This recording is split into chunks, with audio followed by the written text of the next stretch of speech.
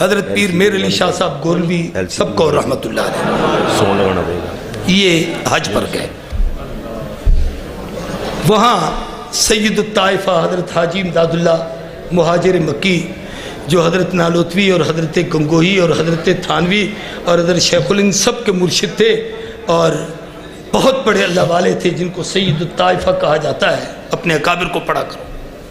ان سے حضرت پیر میر علی شاہ گولوی کی ملاقات ہوئی. حضرت حاجی امداد اللہ مہاجر مکی نے اپنی خلافت ان کو دی سلسلہ چشتیہ کی. یہ وہی سلسلہ ہے جو حضرت سید نفیس شاہ صاحب کا ہے. سلسلہ چشتیہ کی اجازت دی. پوری توجہ سے بات کو سمجھنا. اور سلسلہ کی اجازت دینے کے بعد فرمایا ہندوستان جاؤ. اس وقت بر صغیر تھا. وہاں ایک فتنہ اٹھنے والا ہے, اس کا تعاقب کرنا. واپس آئے تو مرزا قادیانی مردود ملعون کا یہ فتنہ شروع ہوا.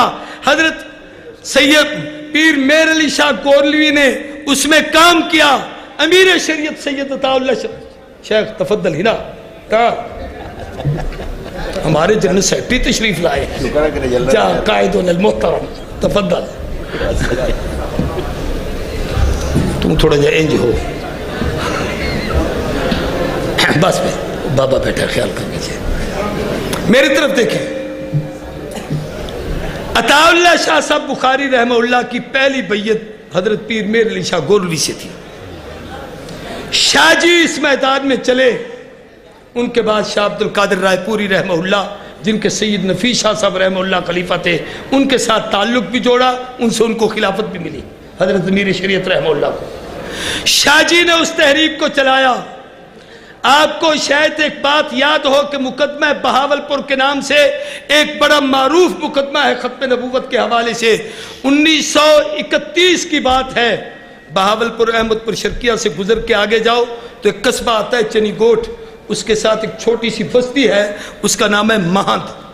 یہ مولانا سیف الرحمن جو مکۃ المکرمہ میں جامعہ سولتیہ کے استاد ہیں اس بستی مہند کے ہیں, اس لیے سیف الرحمن المہند انہیں کہا جاتا ہے. اس بستی کی ایک بچی تھی, اس کا نام عائشہ تھا. اس کا نکاح ایک قادیانی کے ساتھ ہو گیا. اب بھی وہاں قادیانیوں کے رقبے ہیں اور وہاں ان کی جاگیریں ہیں اور وہ کمینے وہاں رہتے ہیں. اس بچی نے غیرت کھائی. آج میں اس کو اور آپ کو اس بچی کی طرف سے سبق ہے. اس نے بہاولپور میں جا کر عدالت میں کیس کیا کہ وہ کافر ہے, مرتد ہے, حضور کے بعد اجراء نبوت کا قائل ہے. میں حضور کو اپنا آخری نبی مانتی ہوں. میرا اس کے ساتھ نکاح نہیں, میرا نکاح ختم کیا جائے اور والدین میرے کو پابند کیا جائے, مجھے اس سے جدا کریں. 3-4 سال یہ مقدمہ چلا.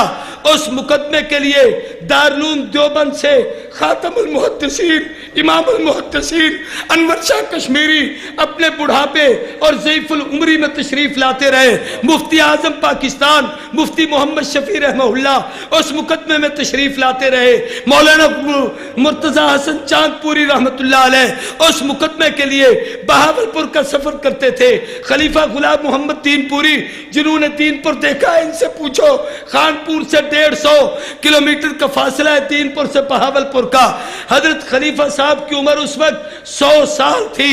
وہ 100 سال کا بوڑھا وہ اونٹ کے اس میں کچاوے میں بیٹھ کر پلان میں بیٹھ کر 3 دن رات میں سفر کر کے بہاولپور کے مقدمے کے لیے اس میں تشریف لاتے کہ نبی کی عزت و ناموس کے لیے اس میں میرا نام لکھا جائے. اس وقت کا ملک اکبر جج خلیفہ صاحب سے بڑا متاثر ہوتا تھا. اس نے اپنے ساتھ ایک کرسی رکھوا تھا جس پہ خلیفہ غلام محمد دین پوری بیٹھا کرتے تھے. اور جس وقت قادیانی کا وکیل اپنے دلائل پیش کرنا شروع کرتا خلیفہ صاحب کے چہرے کو دیکھ نہیں سکتا تھا. اس کی آنکھیں جھک جاتی تھی اور کہتا تھا اس بابے بوڑھے کو اٹھاؤ, اس کی ولایت اور اس کی روحانیت کا روب مجھ پہ پڑتا ہے. میری زبان گونگی ہو جاتی ہے. میں بتانا یہ چاہتا ہوں حضرت درخواست تھی کہ اس وقت عمر 30 سال تھی۔ احمد پور شرقیہ میں ایک مسجد ہے، یہ مولانا بیٹھے ہیں جانتے، کبے والی مسجد، اس میں مولانا درخواستی مسجد کے امام تھے، وہاں مدرس تھے۔ وہاں سے 60 کلومیٹر بہاولپور ہے۔ مقدمے کی رات کو وہاں سے چلتے، صبح بہاولپور جا کے پہنچتے، ختم نبوت کا کیس لڑتے۔ وہ 4 سال تک کیس لڑا گیا۔ ملکہ وکٹوریہ جو برطانیہ کی سربراہ تھی، اس نے بہاولپور میں اس وقت وکٹوریہ ہسپتال اپنے نام پر بنوائی تھی، سارا خرچہ اس کا لگا تھا۔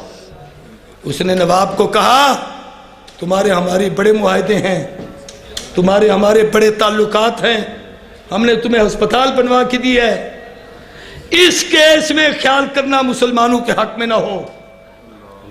میں اس نواب کی غیرت اور جرت کو سلام کرتا ہوں۔ نواب صادق کی آنکھوں میں آنسو آ گئے۔ اس نے کہا ملکہ سن، تیرے ساتھ ہم نے تجارت کے معاہدے کیے ہیں، محمد کی شریعت کے معاہدے نہیں کیے۔ ختم نبوت کے حوالے سے کوئی بات ایمان میں نہیں دے سکتا، باقی جو چاہے تو لے لے۔ ملک اکبر جج کو اس نے کہا تھا ہائے ہائے کاش آج ہمارے سربراہ بھی کوئی جج کے سامنے ایسی بات کہنے والے غیرت مند ہوتے۔ اس نے کہا تھا جج سن، میں مولوی نہیں، یہ علماء بیٹھے ہیں، بحث اور دلائل ان کے ہیں، لیکن تجھے ایک بات کہتا ہوں، قیامت کے دن حضور کی شفاعت کا مستحق ہونا چاہتے ہو تو فیصلہ وہ کرنا جو قرآن و سنت کے مطابق ہو۔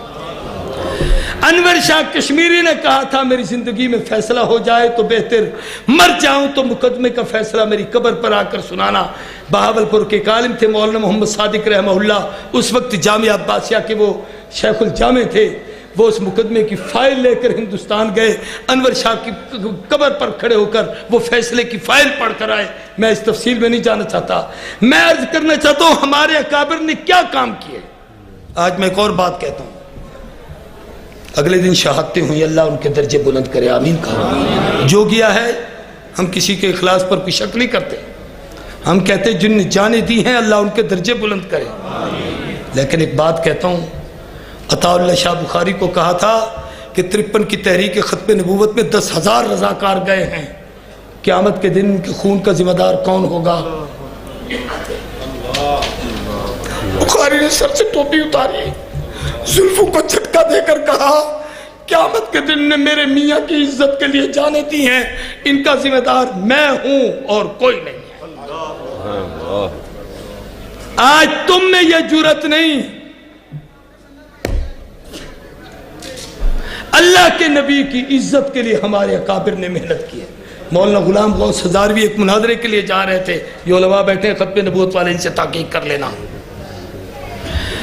بس اسٹاپ پر پہنچے، قادیانی سے گفتگو کرنی تھی، اطلاع ملی کہ حضرت آپ کا بیٹا فوت ہو گیا ہے۔ فرمایا مرنا تھا مر گیا، جدائی کا صدمہ ہے، وہی ایک ہی بیٹا تھا، اس کے بعد حضرت ہزاروی کو اولاد نہیں ہے۔ فرمایا میرے بیٹے کو کفنا دینا، جنازہ پڑھ کے دفن کر دینا۔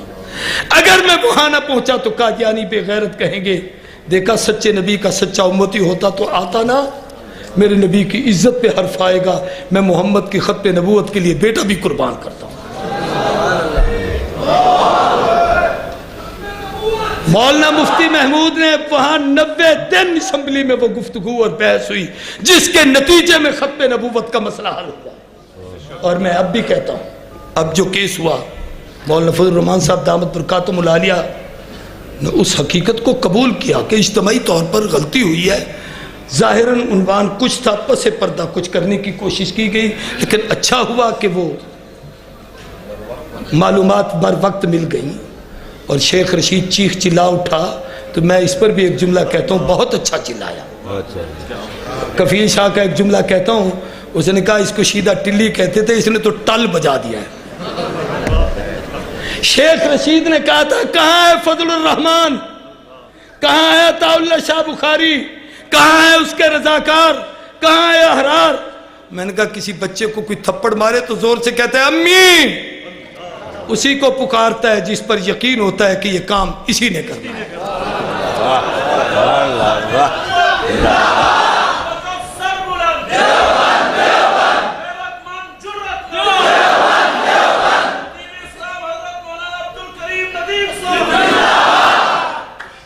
لوگ پیچھے نہیں رہے۔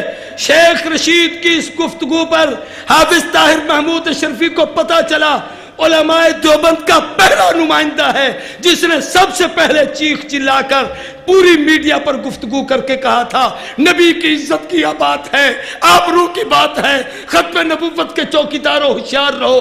جن کو پتا نہیں تھا اپنوں نے بھی گالیاں لکھنا شروع کر دی تھی۔ القصہ یہ دیوبندی تھا جس نے آواز اٹھائی تھی، شیخ رشید وہی تھا جو شیخ القرآن غلام اللہ خان کے پیچھے جمعے پڑھتا رہا تھا۔ 74 کی تحریک ختم نبوت میں یہ مفتی محمود، بابا ہزاروی اور مولانا عبدالحق کوڑا کھٹک، ان لوگوں کے ساتھ یہ جیل کا دور اس نے دیکھا ہے۔ یہ وہی دیوبندی تھا جو چلایا تھا۔ مولانا اللہ وسایہ نے اس کیس کو لے کر عدالت میں پہنچے ہیں۔ عدالت کے جج نے جس وقت اس کے پورے مطالبات سن کر جناب ان سے قبائف مانگے ہیں تو یہ فیصلہ بھی ہمارے حق میں ہوا ہے۔ اور اس وقت جو بات مانی گئی ہے یہ پہلے دن اشرفی نے کہا تھا رپورٹ کو شائع کیا جائے، اصل مجرم کو واضح کیا جائے اور جن لوگوں نے جرم کیا ہے ان کی سزا کا تعین کیا جائے۔ اس میں لہت و لال تھا۔